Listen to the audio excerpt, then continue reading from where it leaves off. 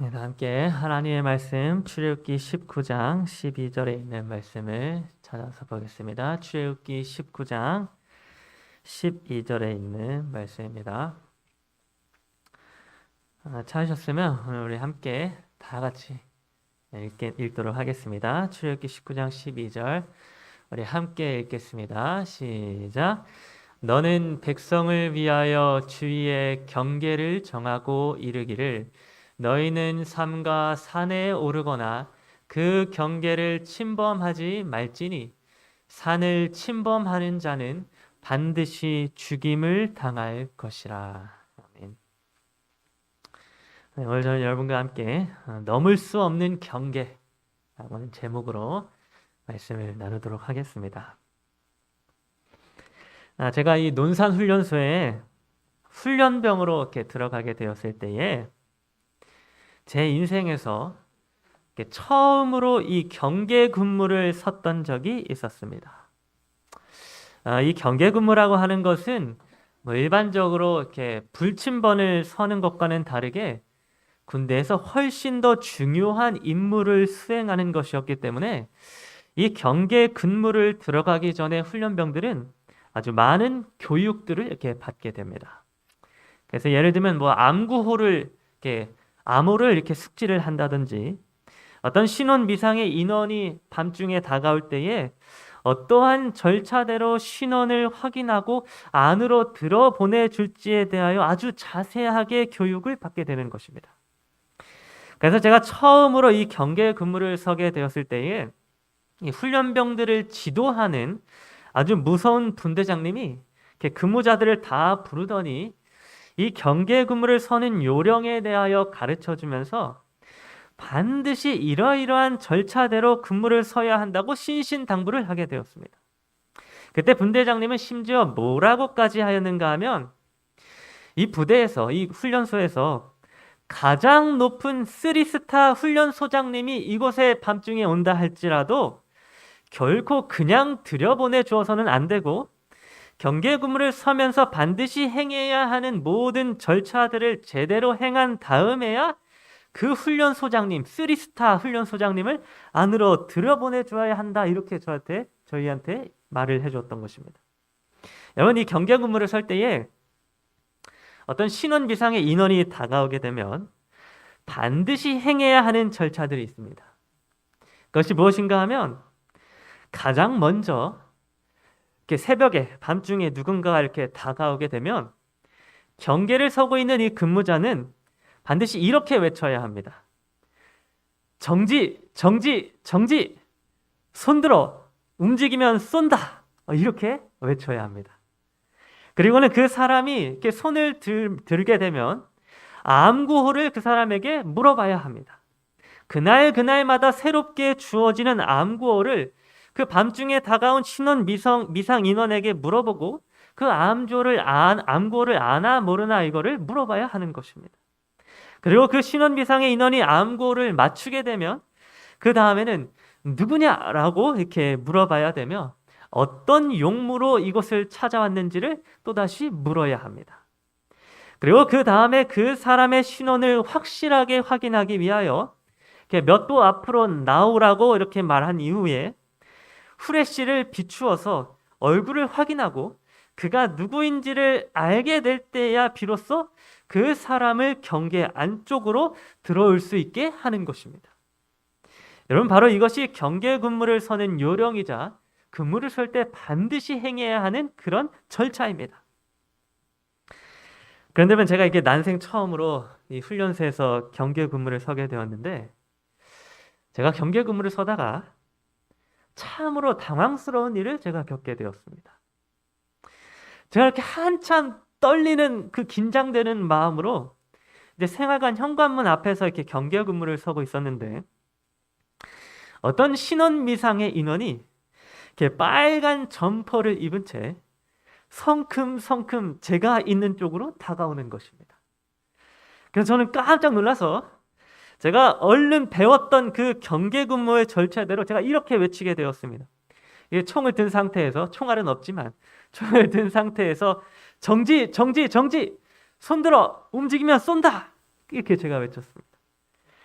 그런데 제가 그렇게 정지, 손들어 움직이면 쏜다 이렇게 외쳤는데도 불구하고 그 빨간 점퍼를 입은 신원 미상의 인원은 저의 말을 완전히 무시한 채 계속해서 성큼성큼 다가오는 것입니다. 그래서 제가 급한 마음에 얼른 암구호를 외쳤습니다. 그런데 제가 암구호를 물어봤는데도 불구하고 그 사람이 암구호를 대답도 하지 않은 채 계속해서 제가 있는 쪽으로 무작정 다가오는 것입니다. 그러면서 어느 순간 제가 지키고 있었던 그 현관문 앞까지 그 신원 미상의 인원이 도착을 하게 되었습니다. 그러더니 그 사람이 손으로 잠겨있는 이 현관문을 잡고는 그 문을 강하게 흔들어대면서 저에게 소리치기 시작했습니다. 얼른 이 문 안 열어! 빨리 열어! 그렇게 욕을 섞어가면서 저에게 이 문을 빨리 열라고 재촉을 하는 것입니다. 그래서 너무나도 당황하게 된 저는 얼른 당직을 서고 있던 그 분대장에게 뛰어가 제가 이 상황을 알리게 되었습니다.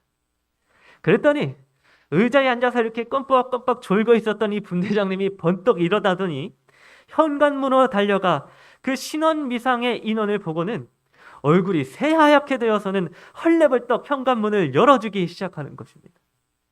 분명 아까 전에는 그 3스타 훈련 소장님이 와도 절대로 그냥 열어주지 말라고 했던 그 현관문을 분대장님이 아무런 절차도 없이 심지어 암구호도 물어보지 않은 채 그냥 쉽게 열어주게 되었던 것입니다.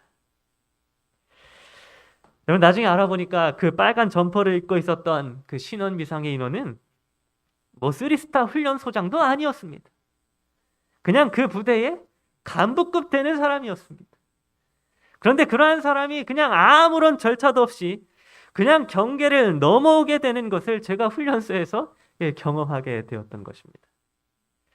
여러분, 제가 이 경험을 통해서 제가 그때 무엇을 깨닫게 되었는가 하면, 이 세상에 그어진 모든 경계들은 아무런 소용이 없는 것들이라고 하는 것을 제가 깨닫게 되었습니다. 아무리 이 땅에서 경계를 긋고 그 경계를 강하게 지킨다 할지라도 그 경계는 한순간에 무너져 버릴 수 있는 경계인 것입니다. 여러분, 우리나라에 이 38선이 이렇게 경계가 이렇게 그어져 있지만, 여러분, 제가 군대에 있을 때에 정말 끊임없이 그 38선을 넘어서 미사일이 날아오고 또 우리도 미사일을 발사하는 일들이 정말 많이 있어 왔습니다. 여러분, 이렇게 이 땅에 그어져 있는 경계들은 너무나도 허물어지기 쉬운 그런 경계들인 것입니다. 그런데 여러분, 이 땅에 그어져 있는 이 경계와는 다르게 하나님의 말씀인 성경은 하나님과 우리 죄인 사이에 결코 넘을 수 없는 경계가 그어져 있다고 기록해 주고 있었습니다. 오늘 본문의 말씀 출애굽기 19장 12절은 이렇게 기록해 주고 있습니다. 너는 백성을 위하여 주위의 경계를 정하고 이르기를 너희는 삼가 산에 오르거나 그 경계를 침범하지 말지니 산을 침범하는 자는 반드시 죽임을 당할 것이라. 여러분, 하나님이 이스라엘 백성들에게 율법을 주시기 위하여 모세를 산으로 부르셨을 때에 하나님은 이스라엘 백성들과 하나님 사이에 이 경계를 정하도록 하셨습니다. 그리고 이 경계를 침범하는 자마다 반드시 죽임을 당하도록 하셨습니다. 여러분, 하나님이 이스라엘 백성들에게 침범하지 못하도록 이 정해놓으신 이 경계는 훈련소에서 빨간 점퍼를 입고 막무가내로 경계를 침범했던 어떤 간부처럼 그냥 막무가내로 들어갈 수 있는 그런 허술한 경계가 아니었습니다. 하나님과 이스라엘 백성들 사이에 처진 이 경계는 여러분, 심지어 짐승들까지도 결코 넘어갈 수 없는 그런 경계였습니다. 그래서 출애굽기 19장 13절은 이렇게 기록해 주고 있습니다. 그런 자에게는 손을 대지 말고 돌로 쳐 죽이거나 화살로 쏘아 죽여야 하리니 짐승이나 사람을 막론하고 살아남지 못하리라 하고. 여러분, 혹시라도 누군가가 하나님께서 만들어 놓은 이 경계 안으로 들어가는 것을 보게 된다면 그 들어간 사람을 혹시 누군가 들어갔을 때 그 들어간 사람을 이렇게 다른 사람이 잡아온다고 하는 이유로 함께 그 경계 안으로 들어가서도 안 되었었습니다. 그래서 그 경계 바깥에서 돌을 던져서 죽이거나 화살로 쏘아서 죽이도록 하신 것입니다. 뿐만 아니라 자신이 키우던 이 가축이 길을 잃어가지고 이 경계 안으로 들어가게 될지라도 결코 그 가축을 찾기 위하여 경계 안으로 들어가서는 안 될 것이었습니다. 이렇게 하나님께서는 아주 심각하게 이스라엘 백성들을 향하여 이 경계 안으로 넘어오지 말도록 하신 것입니다.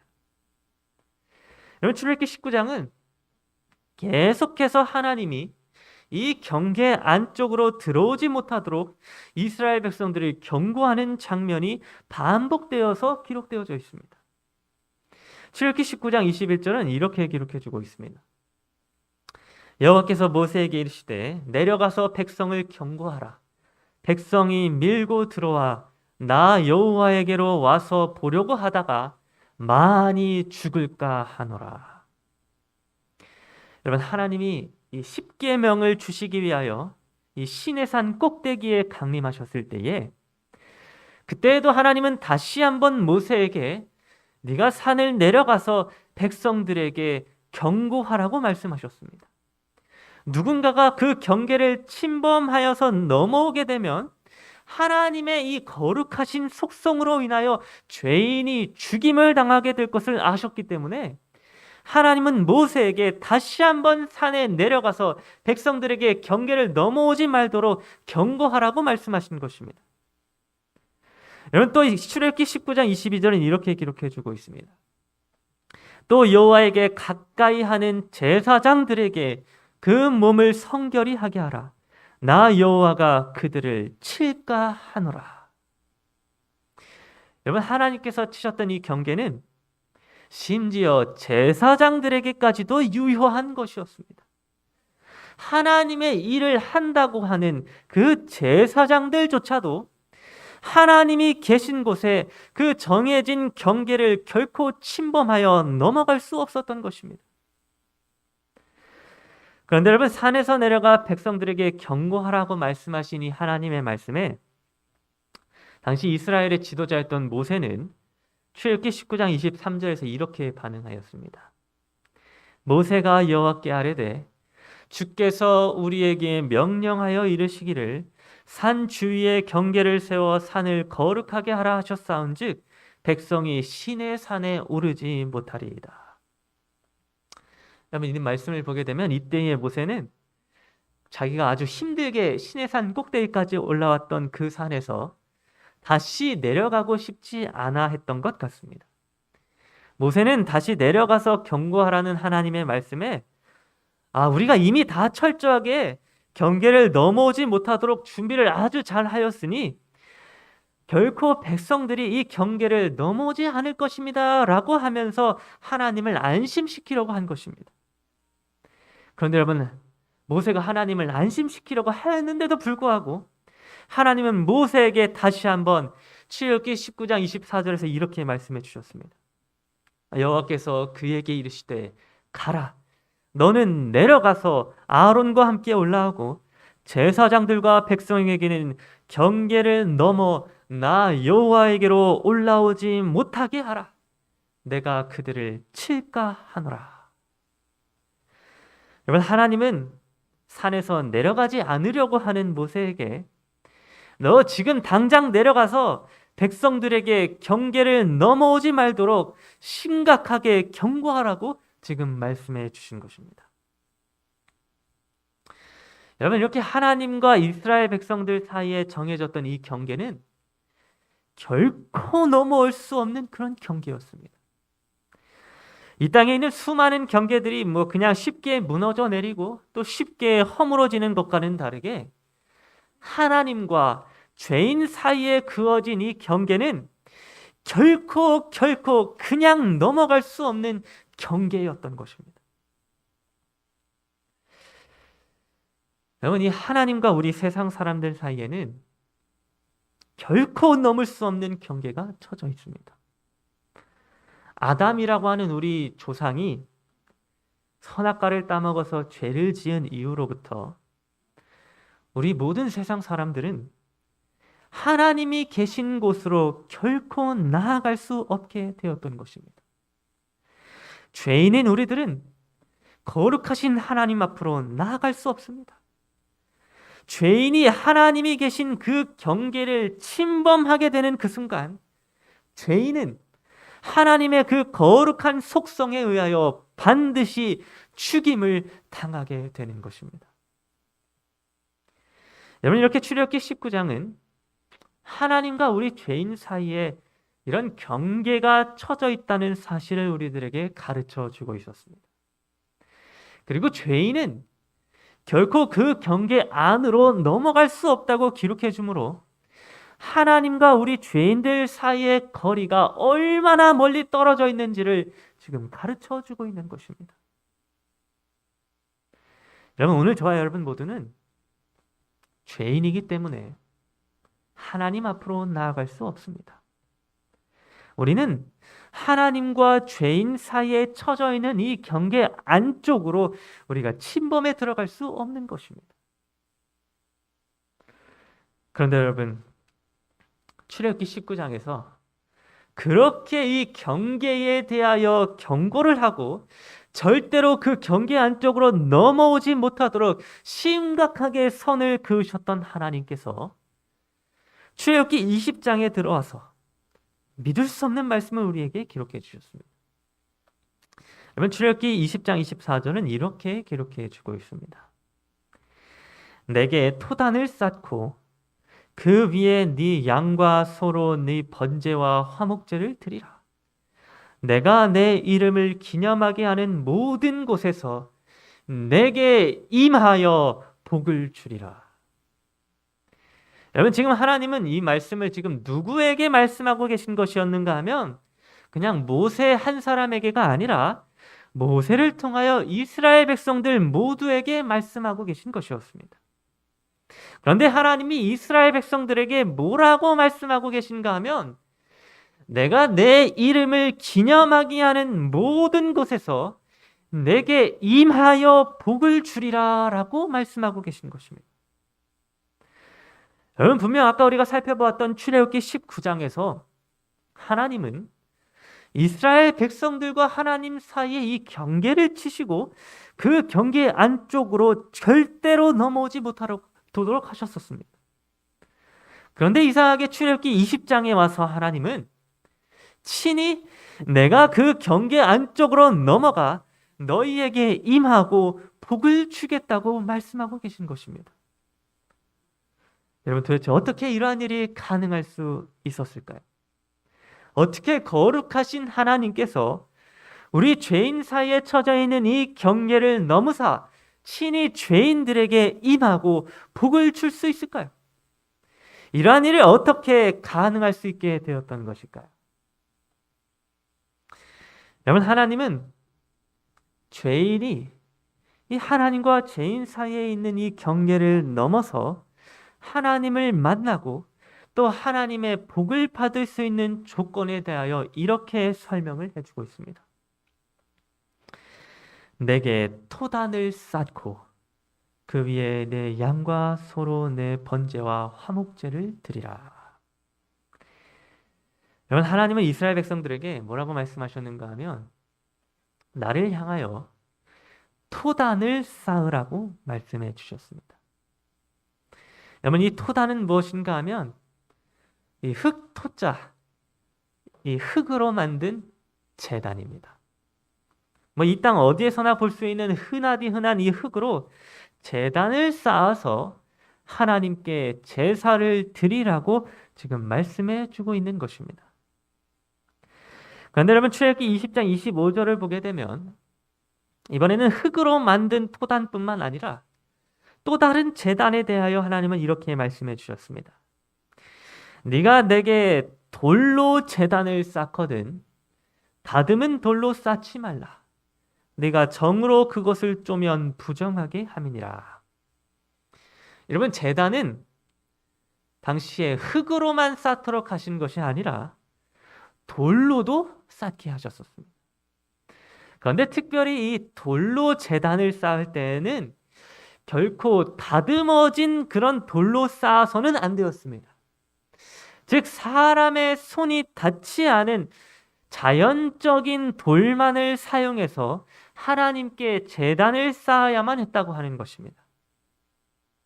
그런데 여러분, 제가 방금 여러분께 말씀드린 이 흙제단과 토단과 돌제단은 그 두 가지의 제단이 상징해 주고 있는 것이 있었습니다. 이 토단과 돌제단이 상징해 주고 있는 것이 있는데 그것이 무엇인가 하면 바로 이 땅에 성육신 하신 예수 그리스도의 인성과 신성입니다. 여러분, 이 흙, 우리가 아까 봤던 흙 제단할 때 이 흙은 예수님의 인성을 상징해 주고 있습니다. 여러분, 사람이 이 땅에 무엇으로 만들어졌습니까? 네, 사람은 흙으로 이 땅에 만들어졌습니다. 그렇기 때문에 예수님도 그와 같은 사람의 모습으로 인성을 가지고 이 땅에 오셨던 것입니다. 그러나 예수님은 연약한 사람의 모양을 가지신 동시에 무엇을 또한 가지고 계신 분이셨는가 하면 사람의 손이 결코 닿을 수 없는 이 신성을 가지고 계신 분이셨습니다. 이 다듬어지지 않은 돌제단, 그리고 사람의 정으로 쪼아질 수 없는 돌이 바로 이러한 예수님의 신성을 상징해 주고 있었습니다. 그래서 여러분, 다니엘서 2장 45절은 이 돌에 대하여 이렇게 기록해 주고 있습니다. 손대지 아니한 돌이 산에서 나와서 새와 놋과 진흙과 은과 금을 부서뜨린 것을 왕께서 보신 것은 크신 하나님이 장래일을 왕께 알게 하신 것이라. 여러분, 이 사람의 손에 의하여 다듬어지지 않고 정으로 인하여 쪼아지지 않은 이 손대지 아니한 돌은 다니엘서에서 하나님의 나라로부터 내려오는 것이라고 기록해 주고 있습니다. 하나님이 계신 하나님의 나라에서부터 이 땅에 내려오는 것이 바로 이 손대지 아니한 돌이라고 하는 것입니다. 그러면 여러분, 이 흙제단과 돌제단은 모두 예수 그리스도의 인성과 신성을 상징해 주고 있었습니다. 이 땅에 사람의 모양으로 오셨으나 그와 동시에 사람에 의하여 결코 훼손될 수 없는 이 신성을 소유하신 예수 그리스도를 이 흙제단과 돌제단이 상징해 주고 있는 것입니다. 여러분, 출애굽기 20장 26절은 하나님이 이스라엘 백성들에게 임하시기 위한 또 다른 한 가지 조건을 이렇게 말씀해 주고 있습니다. 너는 층계로 내 제단에 오르지 말라. 네 하체가 그 위에서 드러날까 함이니라. 여러분, 이스라엘 백성들이 그 하나님과 죄인 사이에 처져 있는 이 경계를 넘어서 하나님의 임재를 경험하게 되고 하나님의 복을 얻기 위해서는 흙 제단을 쌓고 또 돌 제단을 쌓아서 희생 제사를 드려야만 했을 뿐만이 아니라 그 제단 앞에 이 제단으로 올라가는 계단, 이 층계를 만들면 안 되었습니다. 여러분, 왜 하나님께서는 이 제단 앞에 계단을 만들지 말라고 하셨을까요? 여러분, 사실 이 계단을 만들게 되면 아주 쉽고 편하게 이 희생 제물을 이 제단 위에 올리고 또 제사를 드릴 수 있었을 텐데 왜 하나님께서는 계단을 만들지 말라고 하셨을까요? 여러분, 이 계단이라고 하는 것은 낮은 높이에서 높은 데로 올라갈 때의 이 부담을 피하기 위하여 만든 누구의 작품인가 하면 우리 사람의 작품입니다. 인간이 스스로 높은 곳으로 올라가기 위하여 만든 것이 바로 이 계단이라고 하는 것입니다. 그런데 여러분, 하나님 앞으로 나아갈 때에, 우리 사람이 하나님 앞으로 나아갈 때에 인간이 스스로가 만든 이 계단은 인간을 하나님 앞으로 나아가게 하지 못할 뿐이었습니다. 인간이 스스로 만든 계단을 통하여 스스로의 힘으로 올라가고자 하면 올라갈수록 하나님은 우리 인간의 수치가 더욱더 드러나게 될 뿐이라고 말씀해 주신 것입니다. 여러분, 우리 하나님과 우리 사람 사이에 처져 있는 이 경계는 우리 인간 스스로의 힘으로 그냥 억지로 뚫고 들어갈 수 있는 그런 경계가 아닙니다. 인간 스스로의 힘으로 계단을 만들어서 하나님이 계신 그곳으로 경계를 넘어가려고 하면 인간은 자신의 하체를 드러내게 될 뿐이고 자신의 수치를 더욱더 드러내게 되어 마침내 죽임을 당하게 될 뿐이라고 하는 것입니다. 여러분, 자기의 노력으로 자신의 힘으로 하나님 앞으로 나아가려고 하는 자들은 자기의 어떠함으로 하나님 앞으로 나아가려고 하는 자들은 결코 하나님과 사람 사이에 있는 이 경계를 넘어갈 수 없는 것입니다.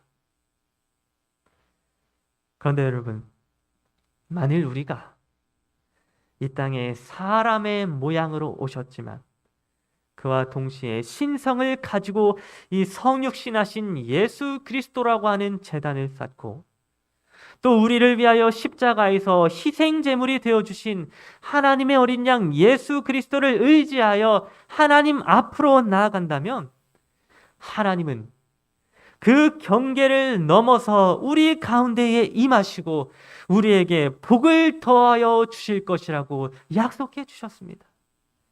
나의 스스로의 힘을 의지하는 것이 아니라 나의 노력으로 나아가는 것이 아니라 오직 예수 그리스도, 성육신하신 그 예수 그리스도를 의지하여 우리가 하나님 앞으로 나아갈 때에 우리는 비로소 하나님과 죄인 사이에 있는 이 경계를 넘어서 하나님을 만날 수 있게 되는 것입니다.